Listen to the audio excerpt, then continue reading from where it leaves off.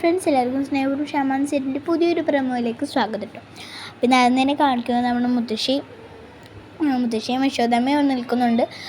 ആ സമയത്താണ് നമ്മുടെ രാധയ്ക്ക് കരഞ്ഞിട്ട് ഇങ്ങനെ കൃഷ്ണമൂലത്ത് നിന്ന് വരുന്നു. ആ സമയത്ത് മുത്തശ്ശി ചോദിക്കുന്നുണ്ട്, നീ അവനെ കണ്ടോ, വരുണിനെ കണ്ടോ? അപ്പോൾ രാധയ്ക്കൊന്നും മിണ്ടാതെ നിൽക്കുന്നുണ്ട്.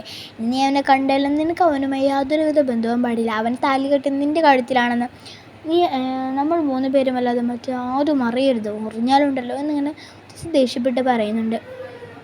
അപ്പോൾ യശോദമ്മ ഒന്നും മിണ്ടാതെ നിശബ്ദയായ സങ്കടത്തോടെ നിൽക്കുന്നുണ്ട്. രാധികയുടെ കണ്ണിൽ നിന്നാണ് കണ്ണുനീര് വരുന്നുണ്ട്.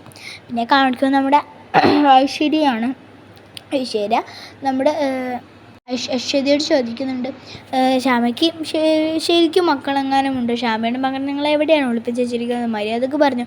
എത്ര കാലമേ സത്യം നീണ്ടു പോകുമെന്ന് എനിക്കൊന്നും അറിയണമല്ലോ, സത്യം പറ എന്നിങ്ങനെ പറഞ്ഞ് ഭീഷണിപ്പെടുത്തുന്ന സമയത്ത് യശോദ പറയുന്നുണ്ട്, അങ്ങനെ എന്തെങ്കിലും ആരെയും മക്കളെന്തെങ്കിലും ഉണ്ടായിരുന്നെങ്കിൽ ആദ്യം തന്നെ ശ്യാമ അവരെ അന്വേഷിച്ച് പോയിക്കുമില്ല. എത്ര കാലമേ സത്യം ഒളിപ്പിന്ന് ഞാനൊന്ന് കോണട്ടെ എന്ന് പറയുന്നുണ്ട്.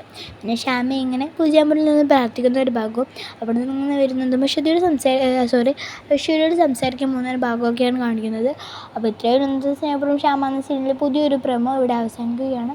അപ്പോൾ ഇഷ്ടപ്പെട്ടാൽ ലൈക്ക്, സബ്സ്ക്രൈബ് ചെയ്യുക. Thank you.